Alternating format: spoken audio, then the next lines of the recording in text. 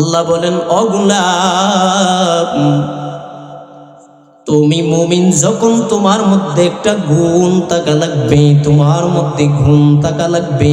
কেমন গুণ? আমি আল্লাহর নাম শোনা মাত্র যেন তোমার অন্তরটা ভয়ে ভীত হয়ে পড়ে।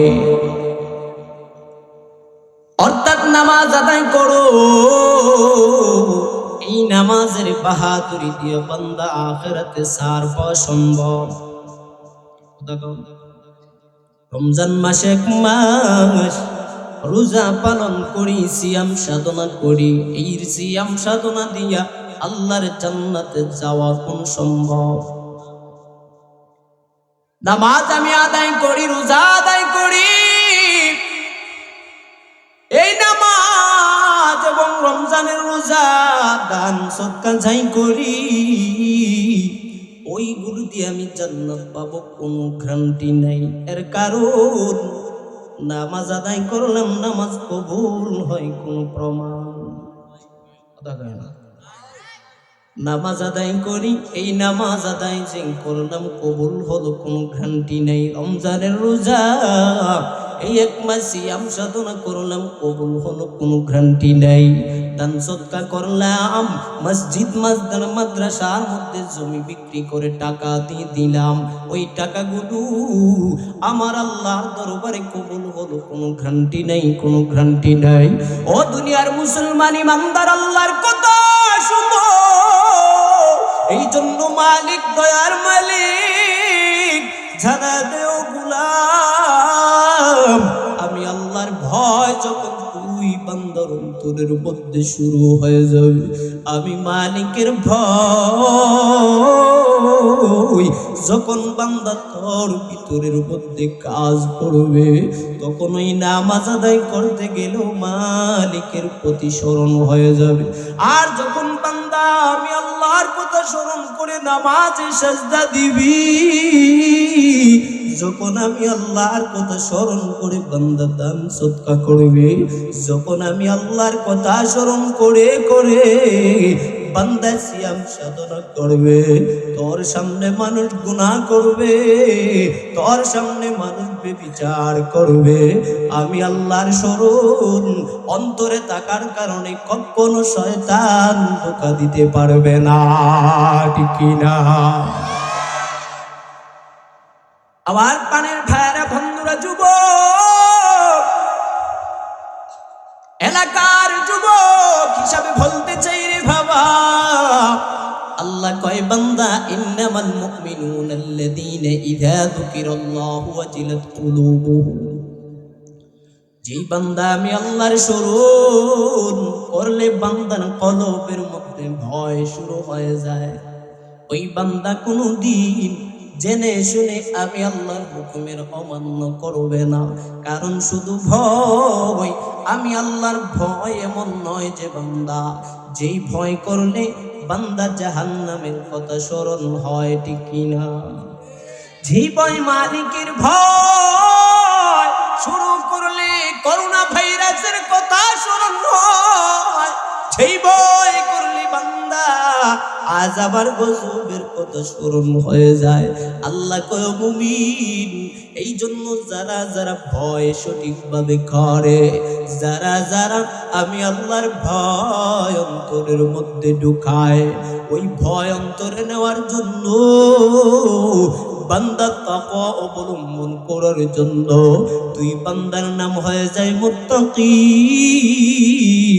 আর প্রকৃত মুত্তাকি যদি বান্দা হইতে পারো, আল্লাহ কয় ফাকাদ ফাজা ফাওজান আযীমা, যারা প্রকৃত মুমিন হয়ে যাবে, যারা প্রকৃত ভয় মালিকের করবে, আল্লাহ গো গোলাম, প্রকৃত ভয় করার জন্য তুই বান্দার নামটা মুত্তাকির কাতারের মধ্যে উঠে যাবে। মুত্তাকিনের কাতারে যখন উঠে যাবে, আমি আল্লাহ দুনিয়ার জমিনে সফলতা দান করে দিব। আর জোরে জোরে বলেন সুবহানাল্লাহ। হ্যাঁ বন্ধুরা, এই হলো 1 নাম্বার গুণ। আল্লাহ বলেন 2 নাম্বার গুণ, ওয়া ইযা তুলিয়াত আলাইহিম আয়াতুহু যাদাতহুম ঈমানা। সুবহানাল্লাহ। وَإِذَا تُلِيَتْ عَلَيْهِمْ آيَاتُهُ زَادَتْهُمْ إِيمَانًا। আল্লাহ বলে 2 নাম্বার গুণ হলো আমার বান্দার সামনে যখন কুরআনুল কারীম তেলাওয়াত করা হয়, وَإِذَا تُلِيَتْ عَلَيْهِمْ آيَاتُهُ زَادَتْهُمْ إِيمَانًا। আমার বাণী যখন পড়া হয়, আমি আল্লাহর বাণী যখন বান্দার সামনে প্রকাশ করা হয়, জাদাতহুম ঈমানা, ওই বান্দা প্রকৃত মুমিন হলে তার ঈমান মজবুত হইতে থাকে। সুবহানাল্লাহ। এর মধ্যে ভাইরা বন্ধুর একটি প্রমাণ, কোরআনের আলোচনা, হাদিসের আলোচনা যারা যারা শুনতে ভালো মনে করে, যারা যারা শুনতে পাগল পারা হয়ে যায়, কোরআনের আলোচনা হাদিসের বয়ান শোনার জন্য যারা যারা টাকা পয়সা খরচ করে এক জায়গা থেকে অন্য জায়গার মধ্যে যায়, বুঝতে হবে কোরআনের বাণী ওই বান্দা শুনতে পছন্দ পায়, মুমিনের গন্ধ আছে। কিন্তু যেই বান্দা বলে মোল্লাদের কথা আর ভালো লাগে না, পরের গরু খায় আর মোল্লারা ফেফড়ায়, যারা যারা বলে কোরআনের আইন পছন্দ হয় না, রাষ্ট্র ধর্ম ইসলাম ধর্মের মধ্যে রাখতে চাই না, ওই মানুষ কখনো মুমিন হতে পারে না। আল্লাহর নবী কয় যারা যারা কোরআনকে মহব্বত করতে চায় না, কোরআনের বাণী পছন্দ করে না, তারা কখনো মুমিন হতে পারে না, অবশ্যই মুমিন নামের দুকাবাজ। ঠিক না? وَإِذَا تُلِيَتْ عَلَيْهِمْ آيَاتُهُ زَادَتْهُمْ إِيمَانًا। ঈমান মজবুত হইতে থাকে, ঈমানটা বড় পাওয়ারফুল হইতে থাকে। কেমন ঈমান? ওই ঈমানের কত দাম!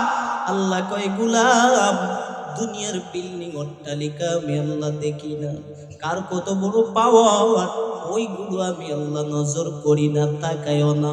কার চেহারা সুন্দর, কার ধন দৌলত বেশি, ওই দিকে তাকাই না। ও গোলাম, একমাত্র তাকাই বান্দা ইলা কলবিকুম ওয়া আমালিকুম, তোমার কলবের দিকে, তুমি বান্দার আমলের দিকে। যার কলব পবিত্র, যেই বান্দার ঈমানটা পবিত্র, আমল পবিত্র, ওই বান্দার ঈমানও পবিত্র। আর যেই বান্দার ঈমান যত বেশি পবিত্র, ওই বান্দার সাথে আমি আল্লাহর মহব্বত তত। ঠিক না? প্রকৃত ঈমানদার কেমন? আল্লাহর কাছে বড় দামি, আল্লাহর কাছে বড় সম্মানী। জুমার সানি খুতবার মধ্যে পড়া হয় 10 জন সাহাবায়ে কেরামের নাম পড়া হয় কি হয় না? 10 জন সাহাবী, এদের নাম কিয়ামত পর্যন্ত জুমার নামাজের দ্বিতীয় খুতবায়, সানি খুতবায় পড়া হয়। কেন? তারা কত দামি, কত সম্মানী। ও বাসিয়া পাড়ার মুসলমান, কথাগুলো খেয়াল করে শুনেন রে বাবা। এদের দাম আল্লাহ তো দিয়েছে, কারণ তারা জীবন দিতে বাধ্য, ঈমান হারাইতে বাধ্য না। প্রয়োজনে তারা যুদ্ধের ময়দানে রক্ত কুরবান করে দিতে প্রস্তুত ছিলেন। প্রয়োজনে তারা নিজের জীবনটাকে তলোয়ারের নিচে কতল করতে দিয়েছেন। কখনো নিজের শরীরের রক্তটাকে ঢেলে দিতে প্রস্তুত করেছেন। ইসলামের জন্য তাদের জীবন বিসর্জন দিয়েছেন, কিন্তু জীবনের জন্য কখনো ইসলাম বিসর্জন দেয় না। ইসলাম আমরা সহজ পেয়েছি, সহজ ইসলাম, অথচ ইসলামের বৃক্ষের গোড়া কত দাম। ইসলামের বৃক্ষের গোড়ার মধ্যে পানি নয় রে মুসলমান, পানি নয়। ইসলাম নামের বৃক্ষের গোড়ার মধ্যে আমার নবী, মায়ার নবী রাহমাতাল লিল আলামিনের রক্ত ঝরে আছে, ঠিক কি না? ইসলাম নামের বৃক্ষের গোড়ায় খালিদ বিন ওয়ালিদের রক্ত ঝরে আছে। ইসলাম নামের বৃক্ষের গোড়ায় আবু বকর, ওমর, ওসমান, আলীর রক্ত, খাব্বাবের রক্ত, বিলাল রাদিয়াল্লাহু তাআলা আনহুর রক্ত। ইসলাম নামের বৃক্ষের গোড়ায় হযরত সাদ সালামের রক্ত। ইসলাম নামের বৃক্ষের গোড়ায় হানজালা রাদিয়াল্লাহু তাআলা আনহুর রক্ত। ইসলাম কত কত কঠিন হয়ে আসলো, আজ বাঙালি টের পাই না। সহজ ইসলাম পাইয়াও ইসলামের আইনগুলো মানতে চাই না। সহজভাবে ইসলাম পাওয়ার পর আমরা ইসলামকে মূল্য দেই না। মনে করি মোল্লার দৌড় মসজিদ পর্যন্ত, এই মসজিদই নাকি ইসলাম সীমাবদ্ধ নন। যারা যারা বলি ইসলাম সীমাবদ্ধ, উলামায়ে কেরামের লেবাসের উপর না, না।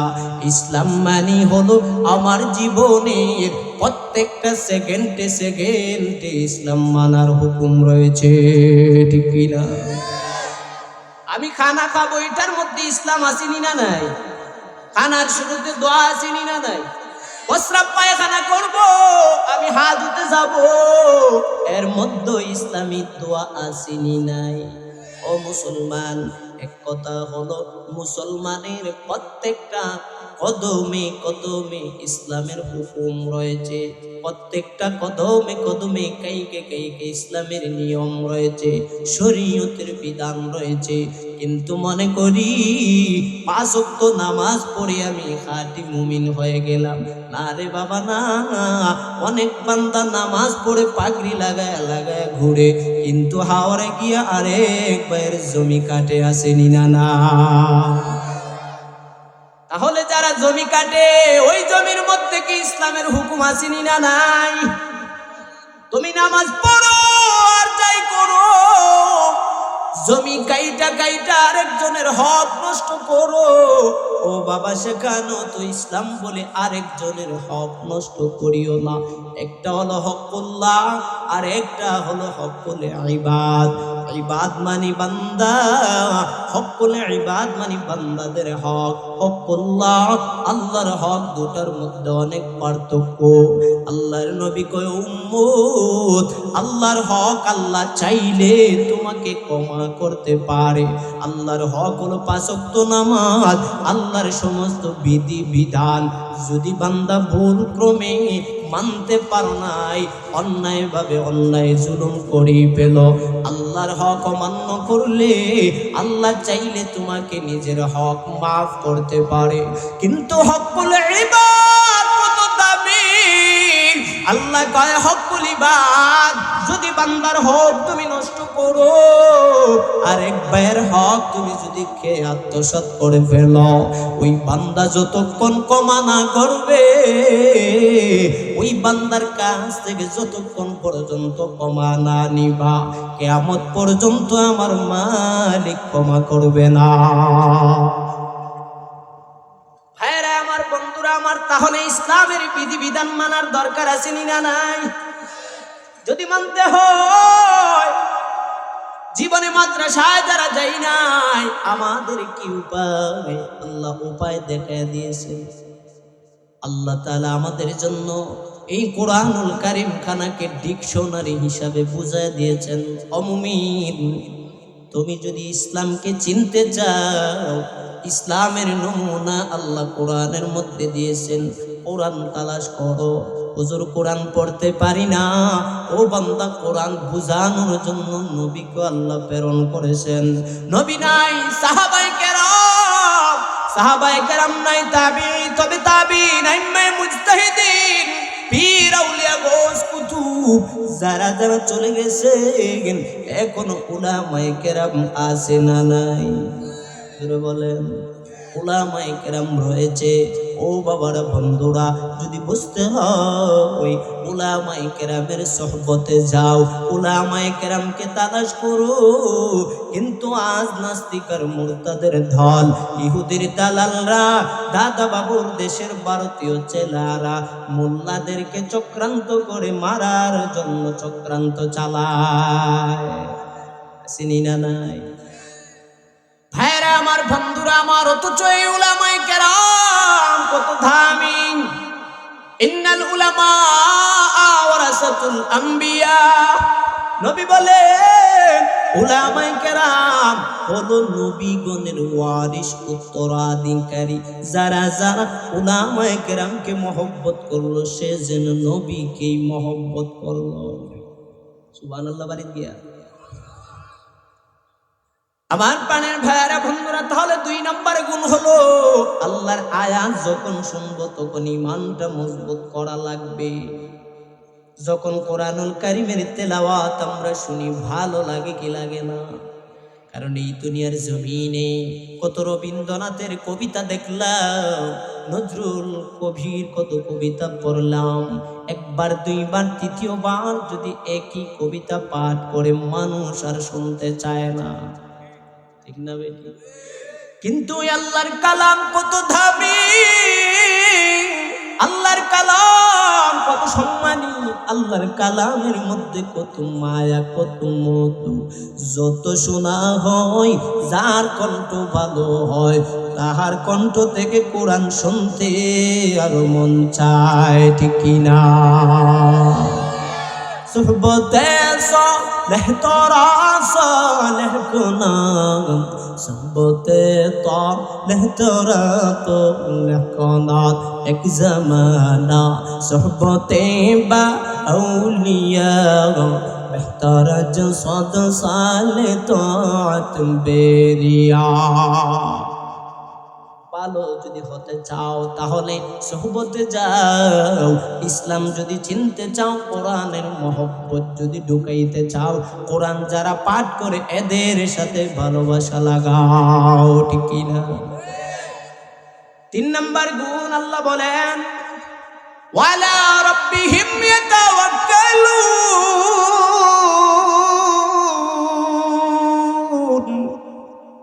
3 নম্বর গুণ হলো ও বান্দা সব সময় আল্লাহর উপর তাওয়াক্কুল করা, ভরসা করা। সুবহানাল্লাহ।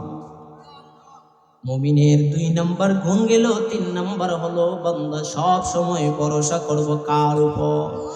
আল্লাহর কাছে ভরসা করলে লাভ না ক্ষতি। ভাইরা আমার, বন্ধুরা আমার, আল্লাহর উপর ভরসা করেছিলেন বদরের যুদ্ধের মধ্যে 313 জন সাহাবায়ে কেরাম। তারা আল্লাহর উপর ভরসা করার মতো করার জন্য আল্লাহ হাজার হাজার সৈনিক বেঈমানের মধ্যে 313 জনকে আল্লাহ বিজয় দান করেছে। ও মুসলমান ইমানদার, এবার বলেন আমার ওই মালিক এখনো আছে না? না, ওই মালিক এখনো দুনিয়ার জমিনে हमेशा से है और हमेशा रहेगा। मौला करीम बोले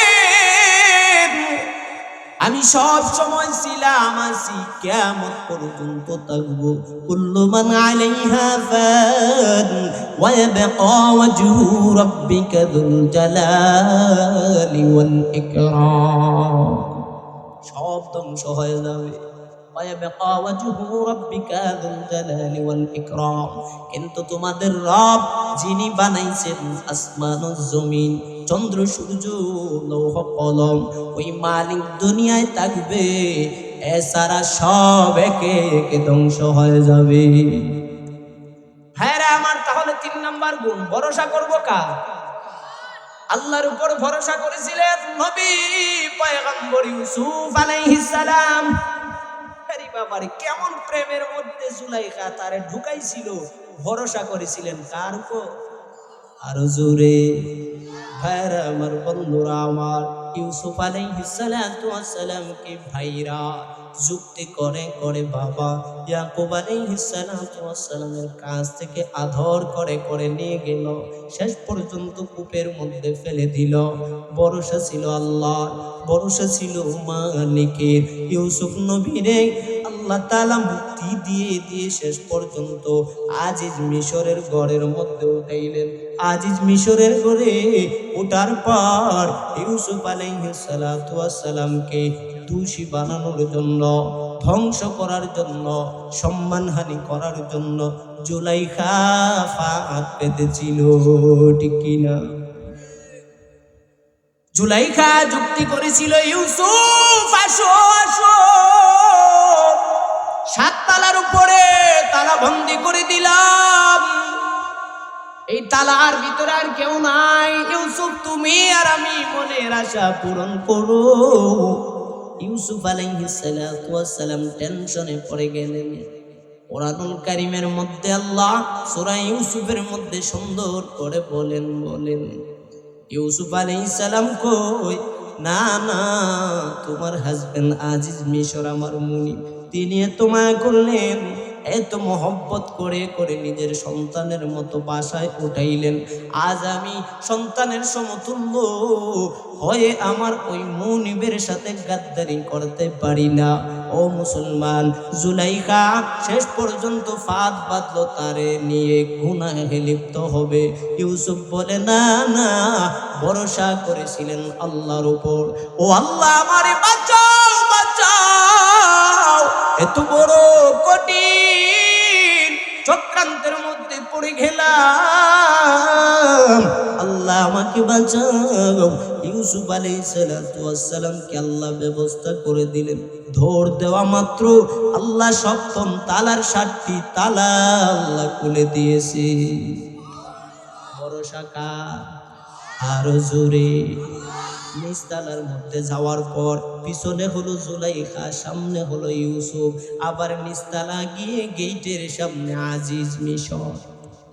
টেনশন কম না বেশি?